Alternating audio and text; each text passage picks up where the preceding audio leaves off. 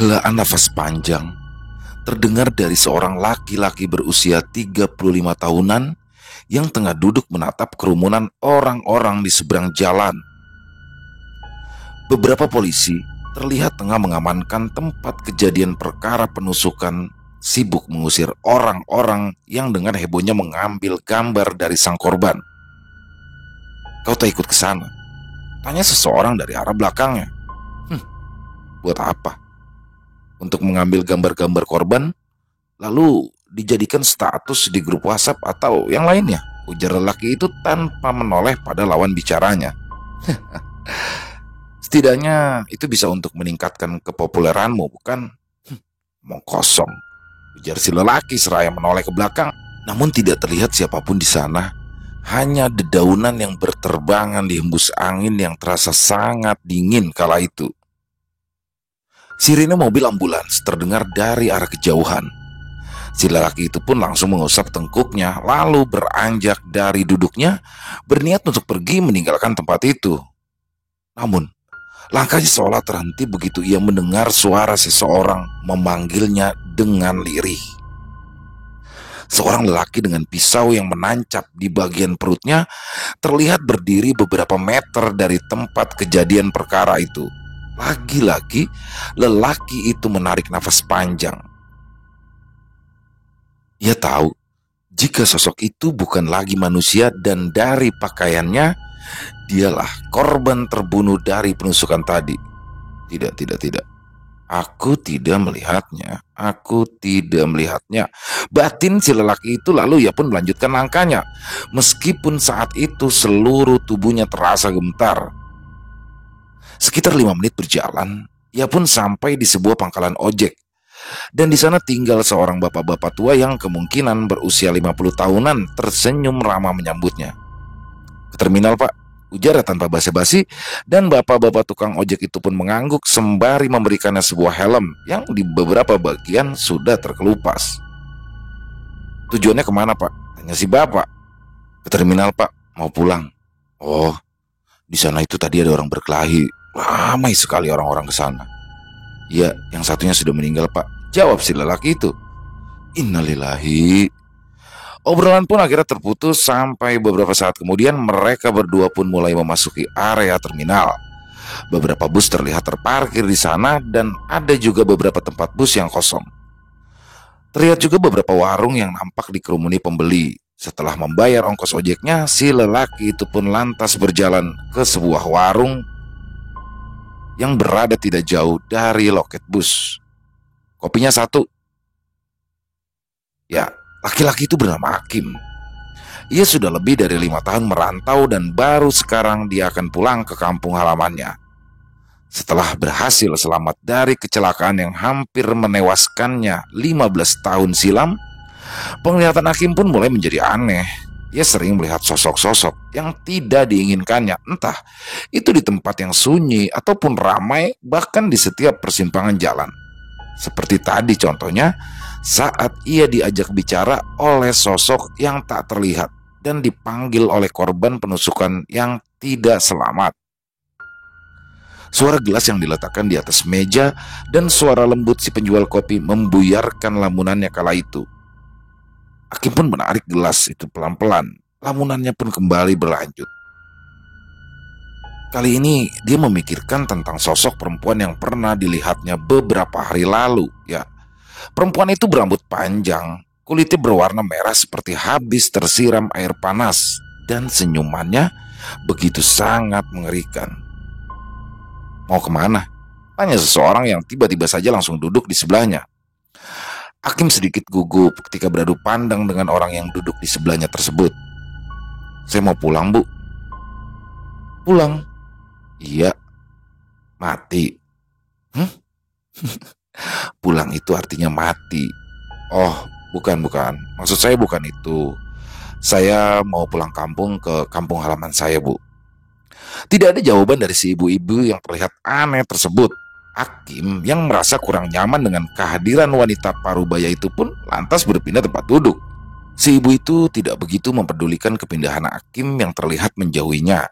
Ia pun tetap asik meminum air mineral botol yang dibelinya di warung tersebut. Dan setelah sekian jam menunggu, akhirnya bus yang akan membawanya ke terminal yang berada di daerah selanjutnya itu pun datang. Akim pun mulai mencoba mencari-cari nomor kursi yang sesuai dengan yang tertera pada karcis, dan setelah ia menemukannya, Akim kala itu nampak terkejut begitu tahu siapa teman duduknya. Ya, itu adalah ibu-ibu aneh yang berada di warung tadi. "Permisi Bu," ucap Akim. "Oh, silakan," jawabnya, tapi terdengar dingin kali ini. Akim pun tidak terlalu mengambil pusing dengan nada bicaranya si ibu-ibu aneh itu.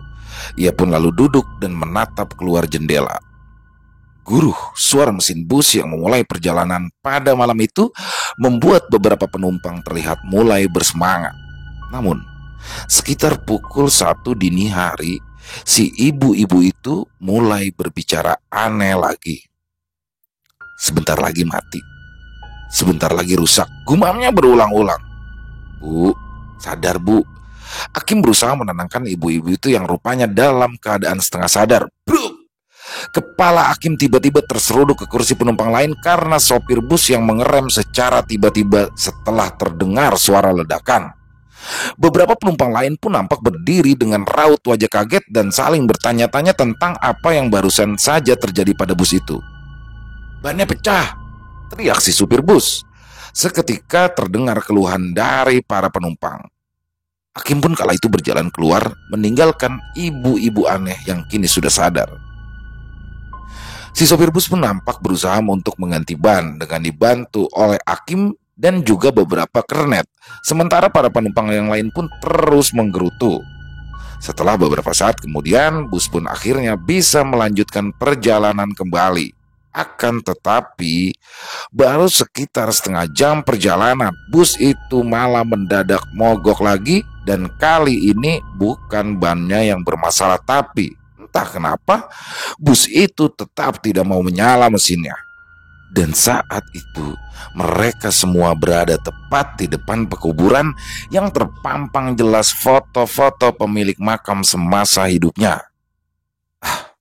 Nampaknya parah kerusakan mesin bus ini. Dan sekarang kita berada di daerah pedalaman. Tapi tenang saja, di dekat sini ada penginapan. Kalau kalian mau menginap, kalian bisa menginap terlebih dahulu sampai menunggu bus ini diperbaiki, ujar sang sopir. Aduh, apa tidak ada bus yang lain? Tidak ada. Yang berangkat malam ini hanya bus ini saja. Besok malam lagi baru ada bus yang lain. Dan pada akhirnya mau tak mau mereka semua pun terpaksa harus berjalan kaki ke arah desa yang memang menyediakan penginapan untuk orang-orang yang ingin bermalam di situ. Tinggallah Akim bersama dengan si sopir bus yang masih berusaha menelpon orang-orang yang mungkin bisa membantunya untuk membenahi mesin bus ini. Suasana sangat hening dan sunyi. Si sopir bis masih sibuk mengotak-ngatik mesinnya, sementara Akim ikut membantu meskipun ia tak begitu paham tentang mesin bus. Sampai sesuatu yang tak terduga pun terjadi. Sebuah biji getah seperti dilempar seseorang tepat mengenai kepala si sopir hingga membuatnya meringis kesakitan.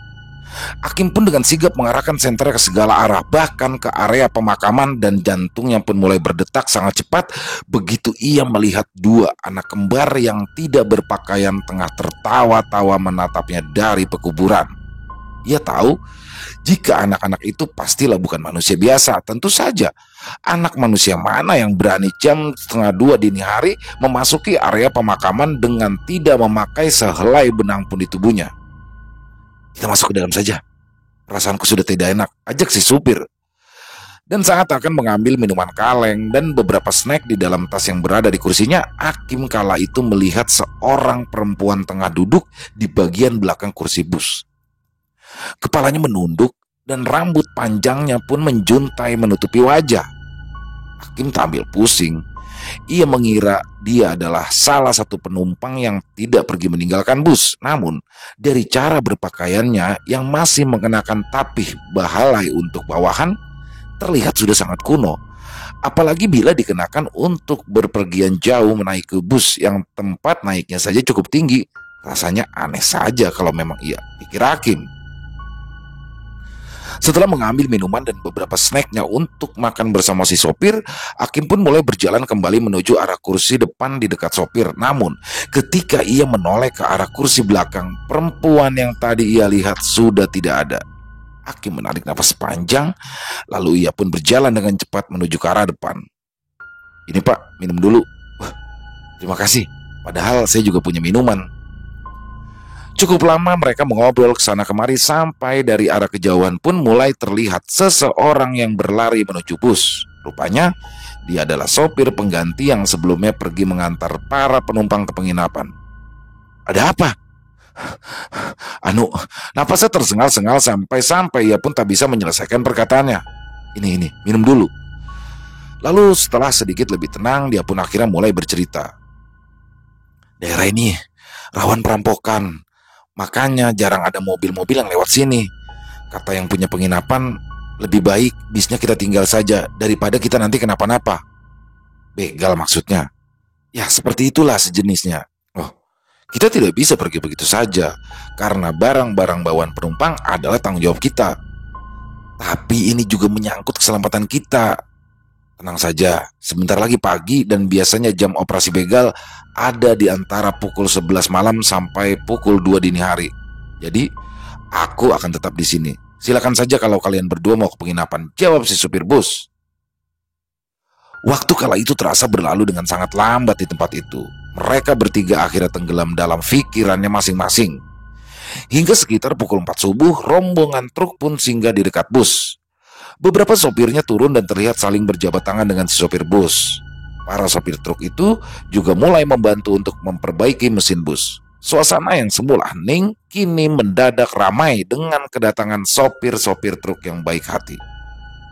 Sementara mereka sedang sibuk memperbaiki mesin bus, Hakim yang tak paham soal mesin itu pun akhirnya mencoba tidur di dekat sebuah truk yang berada di depan bus. Akan tetapi, baru 5 menit ia terlelap, Hakim sudah dibawa masuk ke dalam mimpi yang terasa begitu aneh baginya. Di dalam mimpinya itu, ia melihat seorang anak kecil perempuan tengah mengorek-ngorek sebuah makam, dan dari makam itu keluarlah sebuah cahaya redup, dan kemudian anak kecil itu seolah-olah tersedot ke dalam. Hakim pun terbangun, nafasnya tak beraturan. Apa arti mimpian itu tadi? Gumamnya. Dan setelah itu, Hakim pun tak berani lagi memejamkan mata, dan ia pun akhirnya memutuskan untuk melihat para sopir yang saling membantu itu. Mereka pun akhirnya bekerja sama tanpa seorang pun yang merasa direpotkan. Hingga waktu terus berjalan, tak terasa matahari pun sudah menunjukkan sinarnya. Hakim berjalan-jalan di antara pemakaman, melihat foto-foto di pemakaman itu satu persatu. Hal yang sangat ingin ia lakukan tadi malam, namun ia cukup takut melakukannya di malam hari. Akhirnya sekitar pukul 7 pagi mesin bus itu bisa diperbaiki. Perjalanan yang seharusnya sudah dari pukul 8 tadi sampai di terminal selanjutnya, sekarang pada pukul 9 mereka baru saja akan berangkat. Singkat cerita, bus itu pun akhirnya memasuki area terminal. Si sopir bus secara pribadi pun mengucapkan terima kasih banyak kepada Hakim sebelum mereka berpisah. Dan tidak lama menunggu, bus yang akan ditumpangi Hakim pun berangkat. Ia melihat teman-teman seperjalanannya. Tak banyak yang searah dengannya dari teman-teman satu bus dalam perjalanan pertama sebelumnya. Dan ibu-ibu aneh itu pun tidak ada lagi di bus ini. Hakim pun tertidur dan sekitar 8 jam perjalanan mereka akhirnya sampai kembali di sebuah terminal. Namun kali ini Hakim tidak menaiki bus lagi. Ia pun menaiki ojek dan meminta diantar ke pelabuhan Speed. Namun rupanya air kala itu sedang naik dan banyak sekali ampah atau pepohonan dan puing-puing jamban beserta bambu dan segala macam jenis tumbuhan yang hanyut memenuhi sungai. Sehingga kapal Speed mesin motor tak bisa berangkat. Yang bisa melewati ampah-ampah itu hanyalah mereka yang mempunyai perahu cis. Itu pun harus sangat berhati-hati agar baling-baling cisnya tetap aman. Akhirnya Hakim pun terpaksa harus menginap di salah satu penginapan lanting atau rumah di atas air. Hari pun sudah beranjak gelap ketika Hakim mencoba untuk tertidur. Akan tetapi dari sebelah kamarnya kala itu terdengar suara 2 orang yang sedang bertengkar hebat. Dari apa yang Hakim dengar kala itu, rupanya kedua orang itu bukanlah sepasang suami istri, melainkan pasangan selingkuh yang memalsukan pernikahannya. Beberapa kali Hakim memberikan kode agar mereka tidak terlalu berisik. Akan tetapi suara pertengkaran itu masih saja terdengar walaupun tidak seberisik tadi. Tapi beberapa saat kemudian, kamar sebelah terdengar hening dan isak tangis mulai terdengar begitu suara pintu kamar dibanting. Hakim pun mencoba untuk kembali tidur. Dan dalam sebentar saja ia pun sudah terlelap. Di malam itu tak ada mimpi aneh lagi yang mengganggunya. Keesokan harinya saat Hakim terbangun dan bermaksud untuk mencari sarapan, Hakim kala itu melihat ada beberapa orang-orang di depan pintu kamar sebelah yang sedang mencoba memanggil-manggil orang di dalamnya yang tak kunjung keluar. Padahal waktunya kala itu sudah melewati batas sewanya.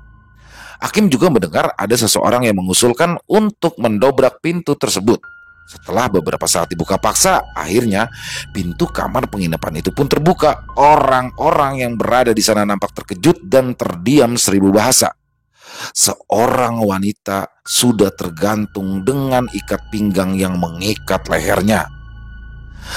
Mereka pun tak ada yang berani menyentuhnya selain pemilik penginapan yang terlihat berusaha untuk menurunkan tubuh wanita tersebut.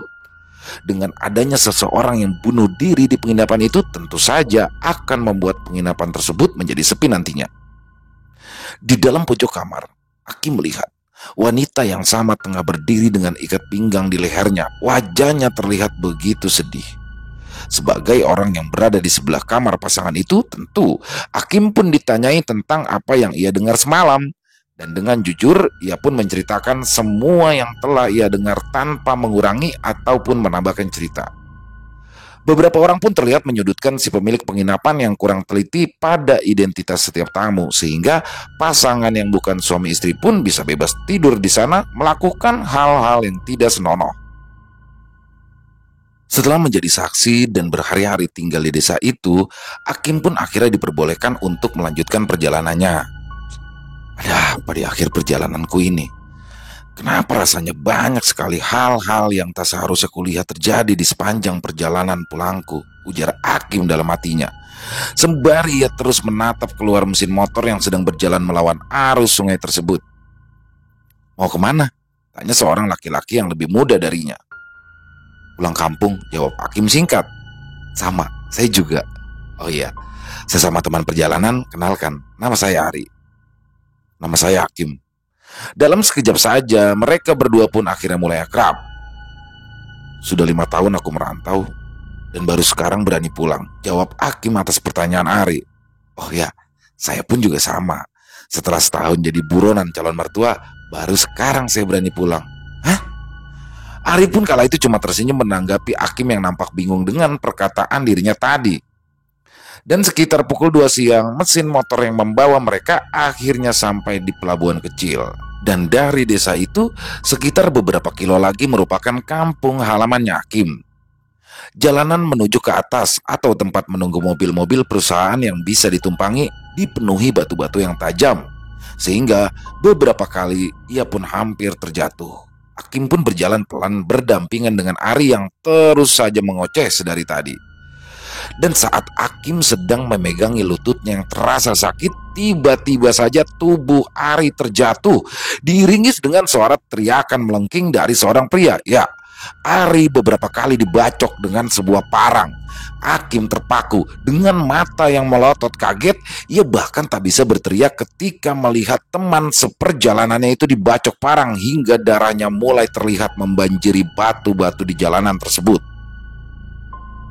Teriakan orang-orang dari arah kejauhan menyadarkan Hakim dari keterpakuannya.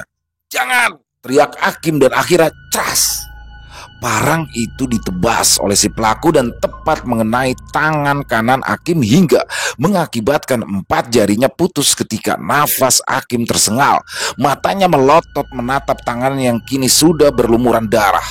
Tak terasa sakit sama sekali saat itu, tapi Hakim langsung terjatuh ke atas bebatuan yang tajam. Dan saat ia sadar, ia sudah mendapati dirinya berada di sebuah puskesmas dengan tangan yang sudah diperban.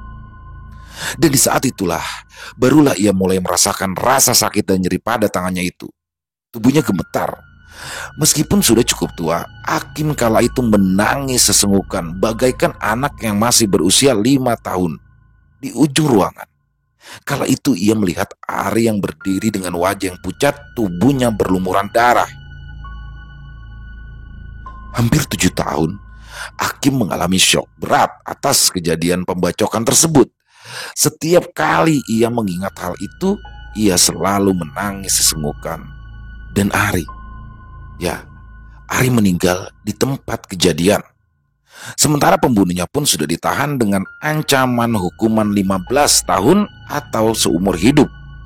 Karena memang pembunuhan itu sudah terencana berdasarkan dendam si pelaku terhadap korbannya.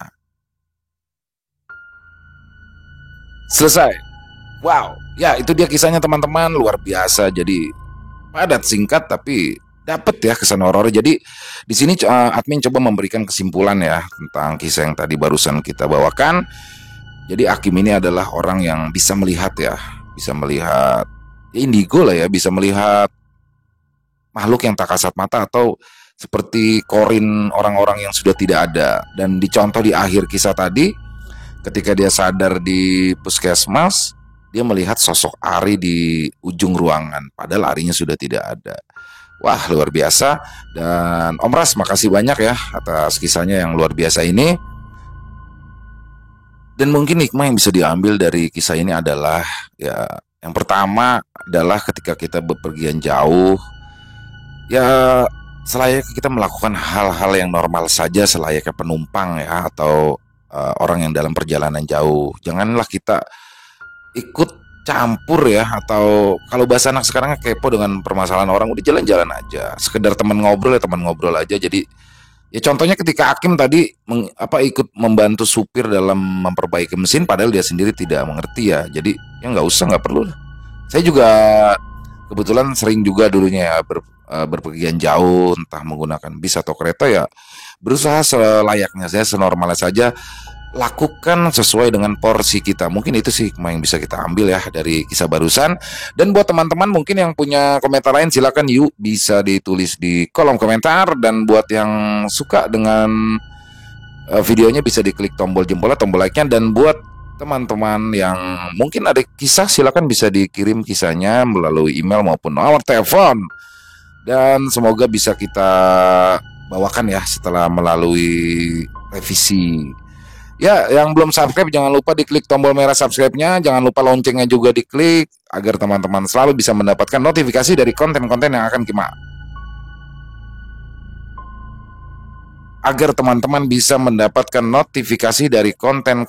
akan kami upload selanjutnya. Di akhir kata, saya Ilo mengucapkan permohonan maaf apabila ada kata-kata yang salah dalam pembawaan kisahnya tadi, dan sampai jumpa lagi di konten-konten kami selanjutnya yang pasti tidak kalah horornya masih bersama Ilo bercerita. Salam sehat, sukses selalu untuk kita semua. Amin amin ya robbal alamin.